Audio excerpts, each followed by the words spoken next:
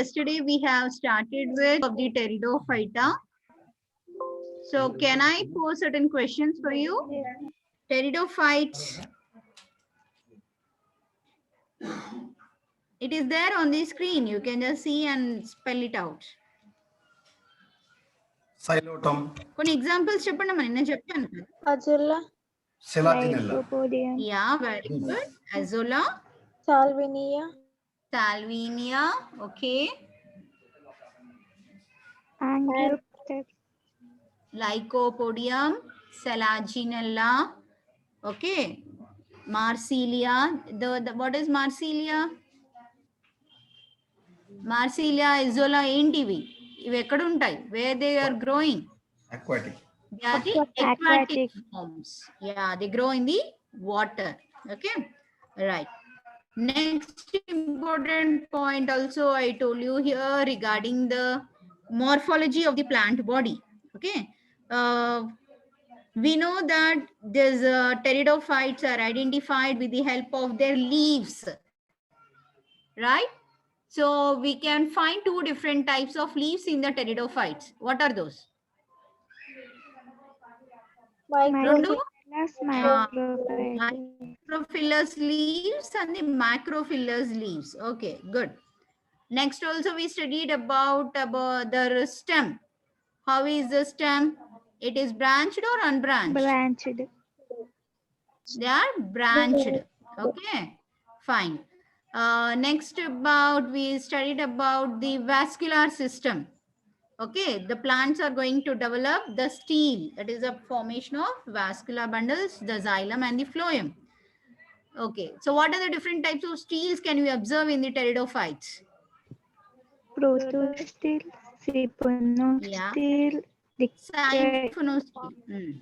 Yeah. siphonostele, polystele, Polystele and the dictyostele. Okay, so these are the different types of the steels we can observe in the entire group of the pteridophytes. Clear. Next we started with the reproduction also. So when I talk about the reproduction, I already discussed that plant body is termed as, based on the reproduction, what type of plant body you see in pteridophytes? Is it a gametophyte or a sporophyte? Sporophyte. sporophyte, Sporophyte, very good. Why we are calling the plant body as a sporophyte? Why it is called as a sporophyte? Because they are going to produce sporangia, going to produce sporangia. Okay, right. So as the plant body is developing sporangia, from the sporangia spores are coming out. So the plant body is designated as the sporophyte. Where does the sporangia are born? On the plant body, where does the sporangia are born? Which part? ventral side, We can see the leaf. Sporangia, they are developed on the ventral side of the leaf, the lower surface of the leaf. Hence, the leaf is called as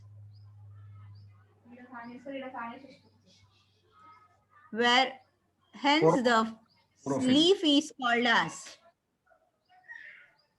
sporophyll. The leaf paina sporangia untai kabatti leaves are called as sporophylls. Okay, now from the sporangia we have told you that depending upon how the spores are formed, we find two different type of spores. What are those spores? Eusporangia, leptosporangia. No, I'm talking about the spores. heterosporous, homosporous, Yes, heterosporous, the plant body producing, if only they produce one single type of spore, then that is called as homospore, or the plant is called as homosporous condition. If it is developing more than two types of spore, that is if producing two different type of spores, then that plant is called as heterosporous plant body. Right? Now, so when in the case of heterosporous condition, if the plant is producing the bigger sporangia or the large sporangia, That sporangia is called as megasporangium, which produce a megaspore. And the smaller sporangia, we call it as the microsporangia. Okay, so is sporangia based on how it is developed from. We call the development of sporangia as either eusporangiae type or leptosporangiae type. Now, when you talk about the sporophylls, if the sporophylls in certain plants, it is uniform. That is, they are not arranged, they are distributed singly. Then it is a uniform sporophyll. Suppose in many of these pteridophyte, the sporophylls are aggregated, that is, they are combined and forming a cone-like structure that we call it as the strobili. The examples are Lycopodium, Selaginella, Equisetum, all these things, where we can see the presence of the sporophylls, which are aggregated to form the strobili. Next we talk about now, yesterday we stopped up to that particular point. Next we will do how we'll study about the spore formation, how this spore is. Okay, a spore is going to have a very thick wall, which is called as exine and intine. So this already we discussed in the bryophytes also. A spore is always made up of two layers, outer exine, which is very thick, and inner will be very thin intine, right? Now, so these spores, based on the development, these spores, they germinate and form a gametophyte, the next generation of the life cycle. Okay, now the homosporous species, that is the plant which is producing only a one type of spore, such a type of spores, they develop into the gametophyte. Whereas the heterosporous species, when you talk about in the heterosporous species, the microspore, what we talked about, microspore will always germinate and produce a male gametophyte, and the megaspore will always germinate and produce into a female gametophyte. And these gametophyte and sporophyte, they are independent. They're totally different from one another. That is a characteristic feature of the pteridophyte again. Next. So the spore, when it is falling on the ground and germinating, it is producing a gametophyte, we told you just now. And this gametophyte, there is a name given for that gametophyte, which is called as prothallus. That is first form. Pro means first, or very simple plant body, or a very simple morphological thallus-like plant body. So we call it as a prothallus. Okay. So the spore germinate and produce a young gametophyte, which is called as prothallus. So you can see here the prothallus structure, a young gametophyte. Now, so this prothallus, how it is, you can, by looking at the structure, we can see here, it is a heart-shaped structure. And it is very simple and green in color. Am I clear? Next. Right. So just now we told you that microspore, it gives rise to male prothallus, and the macrospore gives rise to female prothallus. Now, so why we are calling this as a gametophyte? Why this plant body here is considered as a gametophyte?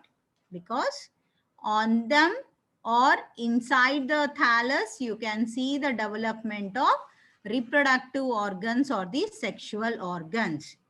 So hence we are calling that as the gametophyte. So here the microspore producing the male prothallus. That means to say on that we can see the development of the male reproductive organ, which is called as antheridia. Okay. The antheridia, they can be sessile or stalked, from which, and it is surrounded by a single layer of jacket, and it is going to produce the antherozoids, the male gametes, which are unicellular and they are motile, having two spirally coiled flagella. Okay. Next, when we go for the female prothallus, the female prothallus consists of the female sexual organ that is called as archegonia. Okay. Now this archegonia, the shape of the archegonia already we discussed in the bryophytes, that it is a globose structure or a flask shaped structure.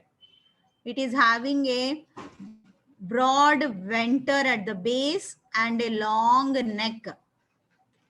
Okay, so neck will always be get projected out of the thallus, whereas the venter will be present inside the gametophytic tissue. Now, inside this venter, we can see the development of the female gamete that we call it as the egg. Whereas in the neck, it produces neck canal cells, which will degrade at the time of fertilization to produce a mucilaginous substance. Okay. Now, from the antherozoids, from the male prothallus, by utilizing the water, it will move to the neck of the archegonia, migrate into the venter, it will fuse and forms a zygote. Now the zygote, it is the first cell of the sporophyte. The zygote will just develop into an embryo. The embryo will divides repeatedly and forms the root, shoot, and the leaves. Am I clear? So, based on this, pteridophytes, they show heteromorphic alternation of generation. That is, hetero means different, different in the morphology. Sporophyte is completely different and the gametophyte is completely different in the morphology. Hence, it is called as heteromorphic alternation of generation. That means in the pteridophytes, sporophytic generation alternate with the gametophytic generation. Whereas in bryophytes, gametophyte will alternate with the sporophyte. And there in the bryophyte, sporophyte was dependent on the gametophyte. But in the pteridophytic group, they both are independent. They both are separate. Okay, here the gametophyte is having the capacity to prepare its own food material. That's why it is independent. Clear? So this is the life cycle. You can see here.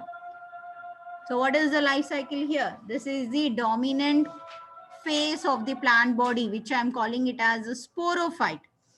So on the plant, we are giving you here the life cycle of a heterosporous species. Ardhamainda, and producing two different type of spores. Now we are talking about here microsporophyll, the leaf which is developing microsporangia, and the megasporophyll, the leaf which is developing megasporangia. Microsporangia on meiosis or the reduction division, they produce microspores. Megasporangia on meiosis or the reduction division produce megaspore. Microspore form male gametophyte, megaspore form female gametophyte. Male gamete produce antheridium, the male sexual organ. Female gametophyte produce archegonium, the female sexual organ. Antheridium produces male gamete, antherozoid. Archegonium produce female gamete, egg. These male and the female gametes are fused, undergoing fertilization and resulting the diploid zygote. This zygote undergo various development and produce embryo. So from the embryo, a young new sporophyte is going to develop, which later on develops into an adult sporophyte again. Okay, so this is what the life cycle of pteridophytes goes, which we call it as heteromorphic life cycle. Am I clear? So with this, the general characters of pteridophytes will be complete. This has been completed. We'll switch on to the immediately the next PowerPoint, that is the life cycle of Rhinia. So shall I continue with this?